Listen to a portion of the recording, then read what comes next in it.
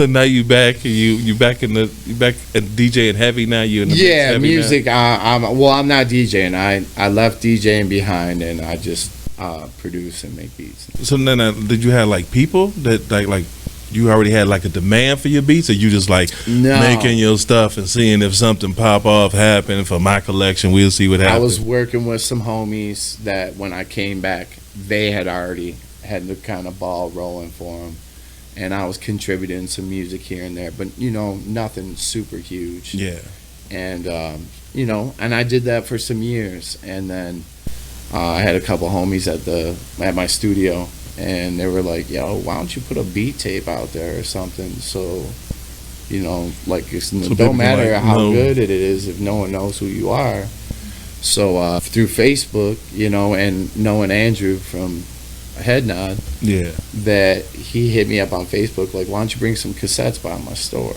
And me and him built a pretty good friendship, and here I am 4 tapes later, and worked with what would be considered legends in the Detroit music scene, and it's only getting better, and meeting Troy and Tony Davis has been a blessing beyond. So that, when you say. dropped the first one? 2018. So you've been grinding for a minute. Yeah, I dropped that was called Dusty Artifacts. Mhm. Was 2018, and then when COVID hit, I made one called Synthetic Dust, and that's when I really kind of started getting recognized and started working with more notable names in the Yeah. scene. You know what I mean? Actually, my real close homeboy Al21. He's doing a series with me, so off the back of these beat tapes, he takes 6 beats from each beat tape and does an EP, which actually he's on Architect And Entertainment. then what? He rap over the beats? Yeah, he's an Oh, MC. damn. So All right. Shut up. we did a project called the Art Project.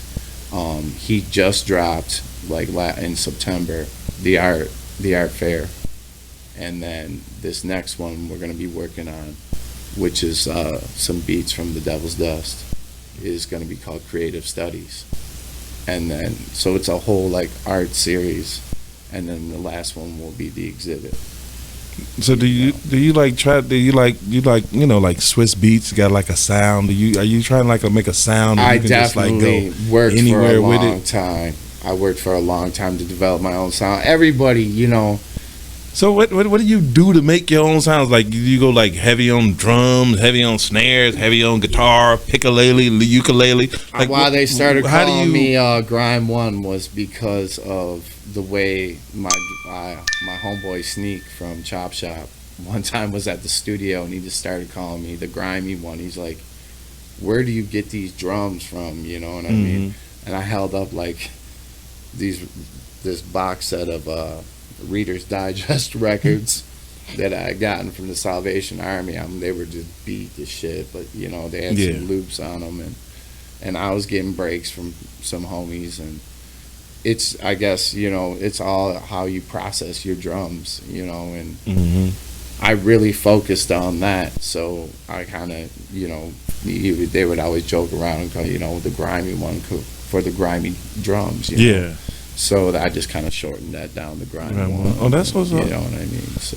Oh, that's dope. That other people gave you the name instead of you trying to come Yeah, up I with didn't something. think of it you know what I mean? I kind of took.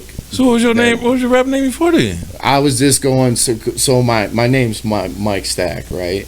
And when I was a little kid, it's spelled Stach because it's German. So when I was in school, they would always be like, Michael Statch. Michael, the teacher could never pronounce my name.